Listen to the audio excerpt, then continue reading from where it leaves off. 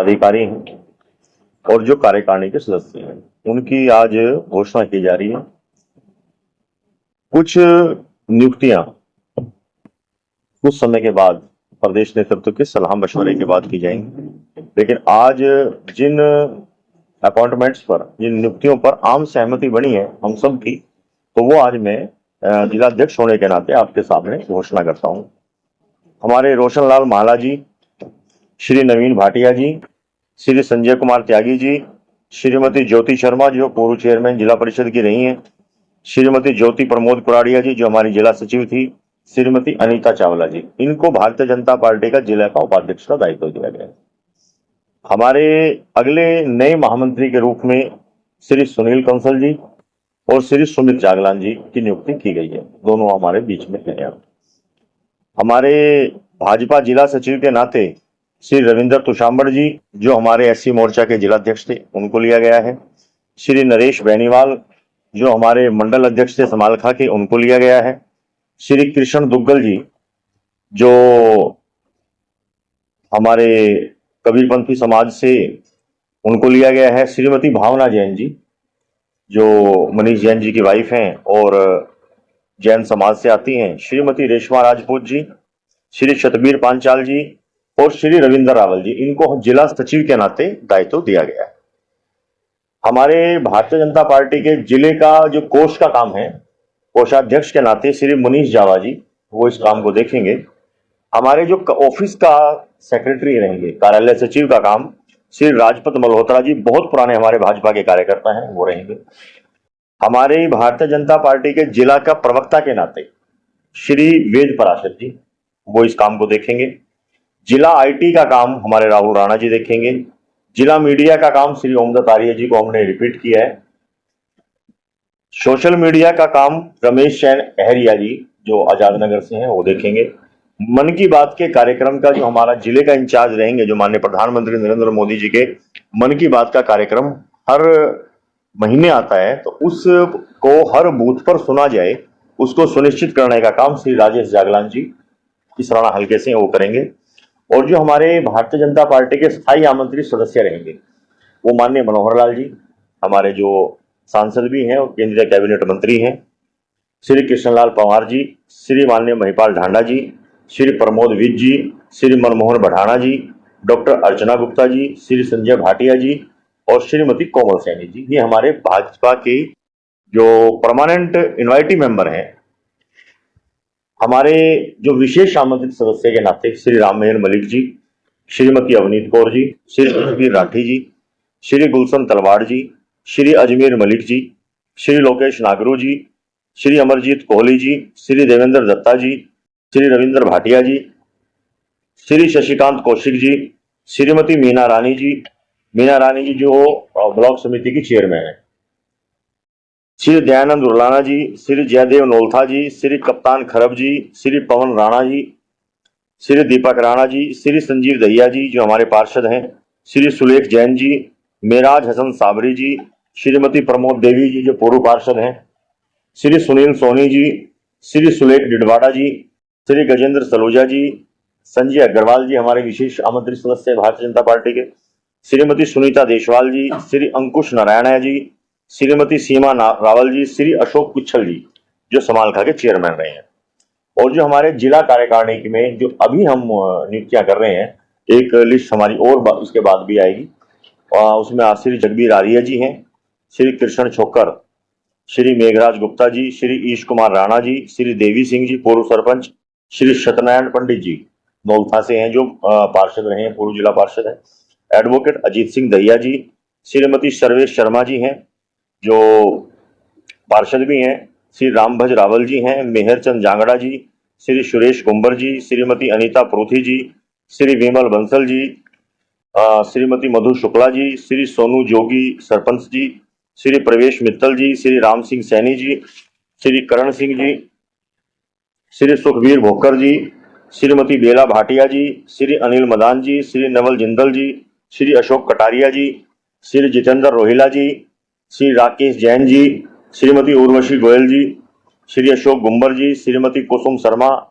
श्री हरचरण सिंह धम्मू जी, doctor Ajay दुआ जी, श्री रमन छाबड़ा जी, श्री तरुण गांधी जी, श्री सतीश गंभीर जी, पंकज शर्मा जी, भीमल चौहान जी, विशाल गोस्वामी जी, श्री विक्की कत्याल जी, श्री संदीप गर्ग जी, श्री बिट्टू प्रजापत जी, श्री लक्ष्मण रहेजा जी, श्री रणजीत शर्मा जी, श्री नीरज गोयल जी, ये जिला कार्यकारिणी के सदस्य हैं। ये मैं सूची अधिकृत रूप से अभी आपको जारी कर रहा हूं।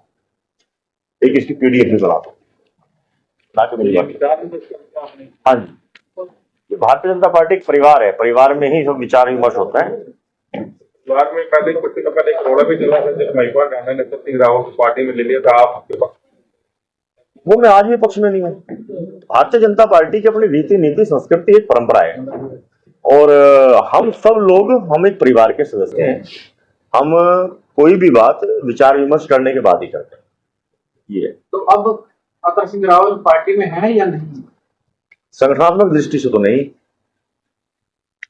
तो आपने अश्विनी ढींगड़ा को इलेक्शन के दौरान आपने पट्टा बनाया था, तब विरोध हुआ था कि आप विचार। देखिए क्या होता है, आप आज चूंकि कार्यकारिणी की घोषणा की हम बात कर रहे हैं, हमने कार्यकारिणी की घोषणा करी है, तो पुराने विषयों पर अगर हम जाएंगे तो बातें बहुत सी आगे बढ़ जाएंगी। एक बात, अश्विनी ढींगड़ा जी, जब कोई भी राजनीतिक दल चुनाव की रणभूमि में होता है, जब चुनाव होता है तो उस चुनाव के अंदर बहुत से लोग आते हैं और बहुत से लोग जाते हैं।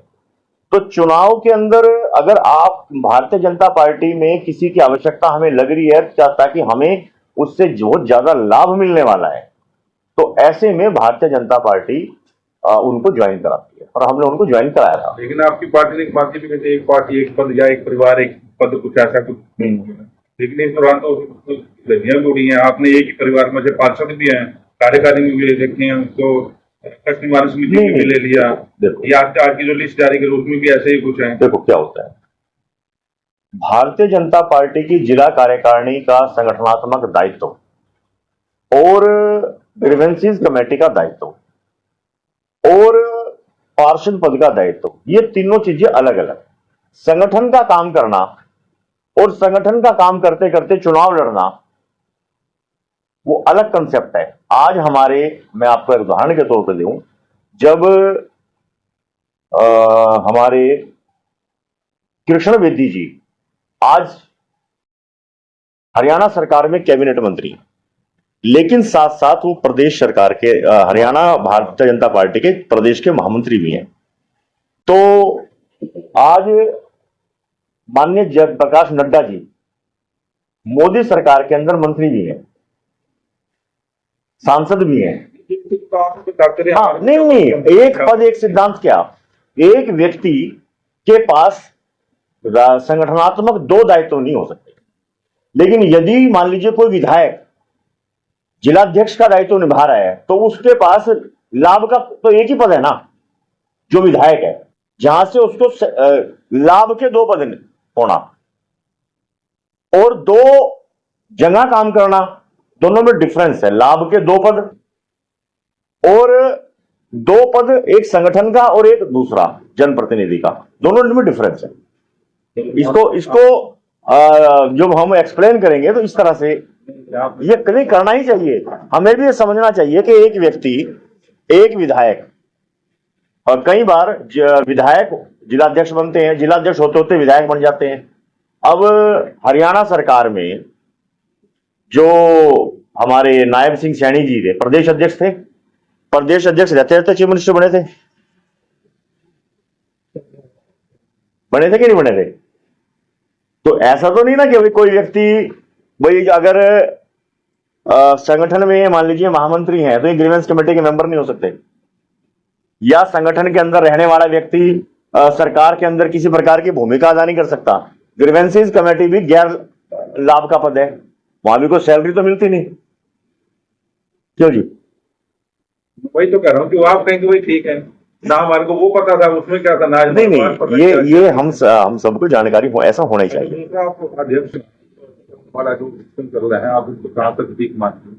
और लोगों की ये प्रतिक्रिया है कि जब ये निगम वाले जा रहे हैं वहां पर पुलिस वाले साथ में उनके रेडियो भी जब्त कर लेते हैं, तो आप लोगों ने विधायकों से बात नहीं की या उनसे बात नहीं की कमिश्नर से कि पहले रेडी मार्केट तो बना लो, इनको बेचारों का तो इनका रोजगारी भी है। देखो, चूंकि ये विषय खुद मेयर मैडम देख रहे हैं, विधायक जी देख रहे हैं, और मेरे तक एज ए डिस्ट्रिक्ट प्रेसिडेंट मेरे तक अभी इस तरह की शहर से कोई ऐसा रोष वाली बात आई नहीं। बहुत से लोग इस बात से अच्छा भी मान रहे हैं कि अतिक्रमण हट रहा है, लेकिन मेरा अपना ये मानना है कि अतिक्रमण हटाने के साथ साथ कुछ ज्यादती नहीं होनी चाहिए। अतिक्रमण हटना चाहिए, इसमें कोई दो मत नहीं है, क्योंकि अतिक्रमण से कई बार परिस्थितियां ऐसी हो जाती है, अगर कोई मान लीजिए मार्केट है और अचानक मार्केट के अंदर किसी दुकानदार को कोई प्रॉब्लम हो जाए, या दुकान में शॉपिंग करने वाले व्यक्ति को अचानक हार्ट के अंदर कोई प्रॉब्लम हो जाए, या कोई ऐसी स्थिति हो जाए, तो उस व्यक्ति को निकालने में कितनी मुसीबतें होती हैं, कितनी समस्याएं खड़ी होती हैं। तो उन समस्याओं को भी, ये शहर हमारा है, हम इस शहर के हैं, ये दुकानदारों को भी सोचना चाहिए और जिला प्रशासन को भी सोचना चाहिए। हम सबको मिलकर अतिक्रमण में सहयोग करना चाहिए, लेकिन अतिक्रमण के नाम पर गुंडागर्दी और लूटपाट नहीं होनी चाहिए। तो सवाल ये है ना कि आप या तो शिकायत का इंतजार करते हैं, करीब मेरे को पता नहीं है, मीडिया में तो रोज ही छपी रही है। मीडिया में देखो, ये विषय भारतीय जनता पार्टी के जिलाध्यक्ष का नहीं है, पहली बात तो क्लियर नहीं है, ये प्रशासन का है। प्रशासनिक व्यवस्था को हैंडल करने का दायित्व जनता ने और पार्टी ने मेयर मैडम को दिया हुआ है, कोमल सैनी जी को दिया है, माननीय विधायक जी को दिया हुआ है। यदि मुझे ऐसा लगेगा कि भी हमें कोर ग्रुप के अंदर बैठना पड़ेगा, तो हम कोर ग्रुप के अंदर बैठकर इस विषय पर अति गंभीरतापूर्वक चर्चा भी करेंगे, बातचीत भी मतलब इसको लेकर सरकार के प्रति सरकार की क्या छवि लोगों के मन में बन रही है? ये तो जिलाध्यक्ष का दायित्व है। भाई आप जिलाध्यक्ष हैं, तो लोगों ने रेडियो को ना चौधरी में लगते हुए भी देखा, रेडियो वालों को रोकते हुए भी देखा, तो उसमें सरकार के प्रति लोगों की क्या छवि बन रही है, इसकी जवाबदेही तो आपकी जरूर होगी। जहां जवाबदेही होगी वहां मैं बात भी रखूंगा और बात करते भी हम। ऐसा नहीं है कि कोई हर सारी बातें समाचार पत्रों में या मीडिया के सामने कही जाती हैं। पार्टी का हमारा इंटरनल मैटर है, हम पार्टी के काफी जिम्मेवार लोग हैं, हम बैठकर इस बात में बात करते हैं। जिन ट्रैक्टर ट्रॉली में वो लेके जावा है, हमने डाल गया, जेसीबी ले जावा है, जेसीबी में AK-47 की फोटो, और बतावा कि ये तो सरकार की है, प्रशासन की है, बिना नंबर प्लेट की जेसीबी, बिना नंबर प्लेट का ट्रैक्टर वो लेके जावा है। नहीं, मैं इस विषय पर हम बात करेंगे माननीय विधायक जी से चर्चा करके इसमें, और मेयर जी से चर्चा करके। आपकी पार्टी के पार्षद और बच्चे पे मामला दर्ज हुआ है, तो आपको ज्ञान मिला? आज मैंने अखबारों में पढ़ा है इस बात को, आज सवेरे ही पता लगा कि भाई इस तरह का कोई मुकदमा दर्ज हुआ है पार्षद पे, और उन पर कानून को अपना काम करना चाहिए, मेरा अपना ये मानना है। और हमें जांच तक बिल्कुल कोई आदमी दोषी है या क्लीन चिटेड है, जब तक उसकी जांच ना हो जाए किसी भी विषय की, तो उस विषय पर बोलना भी बहुत जल्दबाजी होता है। एक बार FIR, क्योंकि आजकल एक ट्रेंड सा है कि अगर कोई भी कंप्लेंट देता है, कोई भी, आप देखिए किसी भी थाने के अंदर जाएंगे तो आपको एक रसीद मिलती है, पावती रसीद, तो उस पर कई बार FIR भी दर्ज हो जाती है। FIR दर्ज होने के बाद जांच होती है, कई बार जांच होने के बाद FIR होती है। लेकिन पिछले दिनों एक ऐसा मामला आया था कि जैसे ही आप एप्लीकेशन देते हैं तो आपको FIR दर्ज करनी चाहिए। FIR का मतलब फर्स्ट इंफॉर्मेशन रिपोर्ट, उसके बाद उस पर जांच होती है। तो अब जब तक जांच नहीं होती तो किसी इसके बारे में कोई भी टिप्पणी करना मुझे लगता है कि उचित नहीं है। धन्यवाद। ठीक है जी, बहुत बढ़िया। आप सबका दिल की गहराइयों से